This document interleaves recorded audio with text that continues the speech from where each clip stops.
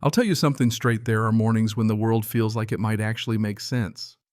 But that illusion can shatter in one heartbeat, like when an HOA decides they want your family's lake and comes after you waving fake federal laws. I should have known it'd get ugly when they called 911 on me for trespassing on water my uncle protected for 40 years. But I didn't argue. I let them dig their own hole because I had one ace they didn't see coming. I'm the senator who wrote the anti-HOA law. The day started perfect. First light sliding across Clearwater Lake, making it shine silver and still so clean you could see the trout drifting like ghosts under the dock. I stood there, mug of coffee in hand, boots pressing into old pine, just listening to the last owl hoot fade off. I'd left engineering behind for this honest work, honest water, none of the city's nonsense. But peace out here, it's like fog, beautiful but gone before you can grab it. Gravel crunched up on shore, and before I could even set my mug down, a voice sharper than barbed wire split the morning. Stop right there. You're trespassing on federal wildlife sanctuary water. Here comes Mara Kensington, HOA president. Hair lacquered stiff suit so bright it scared the fish heels, stabbing the mud like she was leading a parade. Two volunteers, Ron with a twitchy mustache and Lena lips pressed tight, followed behind her carrying binders stamped environmental protection in fonts that screamed wannabe authority. I am ordering you to step away from this dock while I contact the authorities. Mara barked, heels sinking into the wet earth. I just blinked, took a sip of my coffee, let the steam fight the morning chill. Morning to you too, Mara. She didn't even flinch, already dialing 911. Dispatch. I need immediate response units at Clearwater Lake. Yes, trespasser violating sanctuary water. Possible environmental crime. There went the piece. Ron piped up, reading something about subsection 12 of federal wetland regulations, saying I couldn't occupy or manipulate restricted water zones. I laughed, couldn't help it. Ron, that's my dock. This is my lake. Mara glared like she was going to cut the rope holding the world together. This lake has been reclassified. You clearly haven't read the notices. I hadn't, because there weren't any. Then the county sheriff's truck crested the ridge, sunlight flashing off the windshield. Mara folded her arms, smug as a cat who just pushed your glass off the counter. Good. They're here. We can settle this immediately. I remembered something my uncle used to say. Don't talk when someone's trying to get a rise out of you. Silence is its own kind of power. So I shut up, just watched dust rise as the sheriff rolled up. She pointed her rigid finger at me. Officers will confirm this lake was designated a wildlife sanctuary last month. Your presence here is a direct violation of federal code and trespassing. Mara, I said, how do you trespass on something you own? Her smile faltered just for a second. We'll see about that. Sheriff Harlan stepped out, looking like a man who'd had enough before sunrise. Morning, Ethan. Morning, Harlan. Mara stormed up, binder raised like a Bible. Officer, this man is violating federal wildlife sanctuary protections and refusing to vacate restricted waters. She said it so loud, even the squirrels wanted to file a complaint. Harlan blinked slow. Sanctuary. As of last month, Clearwater Lake was reclassified under the Environmental Preservation Act. Mara snapped, flipping open binders stacked by her volunteers. Pages fluttered, all covered in legal-sounding jargon and fake seals. Harlan squinted at a page. EPA Section 4B, Federal Wetland. He paused. Why hasn't the county been notified? Mara pressed her hand to her chest like she was the EPA herself. Notifications are issued directly through the HOA Environmental Subcommittee. That's when I stepped off the dock. Harlan, those documents aren't federal. Probably printed them off some website last night. Mara spun on me. You have no authority to question EPA documentation, and you have no authority to invent it, I shot back. It turned into a circus. Mara barking about ignorance, not excusing violations. Ron and Lena shuffling nervously. Harlan looking like he'd been dropped in a tug-of-war between reality and Mara's fantasy. Mara, when was this lake reclassified? Harlan asked. 34 days ago, she replied, all stiff and formal. A voice called out from the tree line. Funny, pretty sure no one came out here for assessments except the raccoons. Old Ray Johnson, retired fishing guide, strolled up with 2 thermoses, tired eyes, and the attitude of a man who'd rather wrangle bears than talk to Mara. He handed me a thermos, then turned to Mara. Ethan ain't the first. She pulled this on the Hendersons, the Matsons ran 'em all off, Mara snapped back. Their decision. They didn't want federal trouble. They didn't want to be steamrolled, Ray shot back. Harlan pressed for real county or state documents. None came. I plucked a page from Mara's binder, pointed at the seal. EPA doesn't use this emblem. That's the Department of Transportation's logo from 10 years ago. Ray snorted. Guess she mixed up her fake stamps. Mara's mask finally cracked. You have 30 minutes to vacate or we escalate to federal compliance agents. I stared her down. You're staking fake federal boundaries on my land, Mara. Affirming protected habitat zones, she corrected, waving a clipboard like a gavel. Then came the twist. She and her team started hammering in metal stakes, unrolling bright orange tape, putting up federal wetlands, no entry signs, even slapped a fake barcode sticker on one. Ma'am, this is still private property, I said. Not anymore, Mara insisted. Your lake borders have been adjusted. By who, I asked. The HOA Environmental Subcommittee acting under provisional federal authority. That's not a thing. It is, she snapped. One of her volunteers read out some garbage about migratory lake fowl. Which ones I pushed. The speckled ridge-beaked heron, she declared. I couldn't help myself. I laughed out loud. There's no such bird, Mara. You're not a biologist.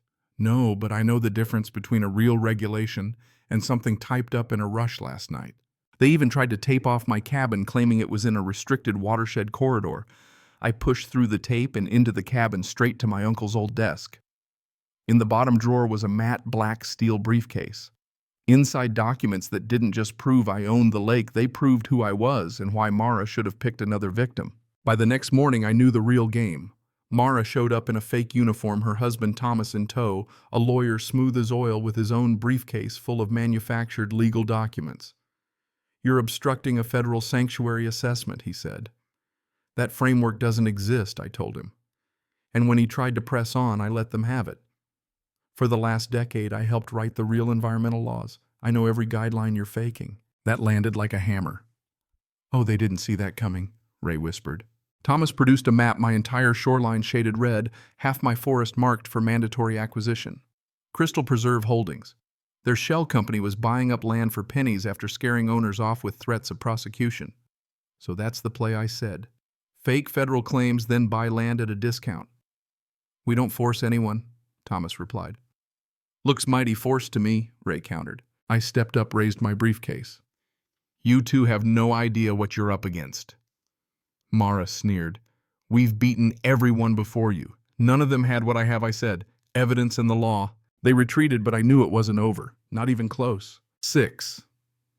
The next morning, convoy back at my drive. More fake uniforms, more tape, more volunteers staging a federal raid. Mara barked. This property is under emergency environmental investigation.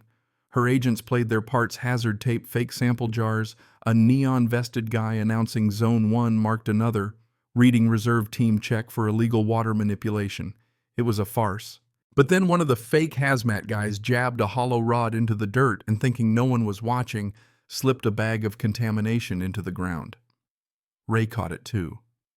They're planting evidence, he whispered. She's trying to bait the real feds with fake findings. That's when it happened. Real rotor blades cut through the fog. A black federal helicopter dropped out of the sky, scattering tape and signs. Out stepped Agent Naomi Parker, Environmental Crimes Unit. She took one look at the chaos, the fake suits, the cones, the volunteers sweating bullets, and just shook her head. She asked Mara. Mrs. Kensington, credentials. We operate under Provisional Environmental Authority, Mara insisted. That's not a federal entity, Parker replied. Thomas tried to argue, but she cut him off. I wasn't speaking to you, Mr. Kensington. I finally laid it all out, fake soil samples, staged raid-forged documents. Then came the hammer. And you attempted it on private property owned by Senator Ethan Caldwell. Silence hit like thunder. Mara went pale. I served on the Environmental Oversight Committee. I co-authored the Anti-HOA Protection Act. Went into effect 2 days ago. Agent Parker snapped, You're under investigation for falsifying environmental documents, staging federal authority, planting evidence, and threatening residents into unlawful land sales. Mara sputtered. This is a misunderstanding. No, your documents are forgeries. Your maps are illegal. Your planted evidence is a felony. When Rodriguez, head of the real federal team, arrived with SUVs full of agents, the show was over. They bagged every fake sample, every forged binder. Rodriguez said attempted property acquisition under false federal authority. Matches 3 open cases under Crystal Preserve Holdings. Mara and Thomas tried to protest. "Are we under arrest?" Mara asked. "Not yet," Rodriguez replied. "But you will be in about 60 seconds.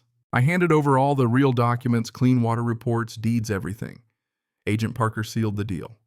Tampering with federal samples is a felony. Presenting them to force a sale, that's conspiracy to commit fraud.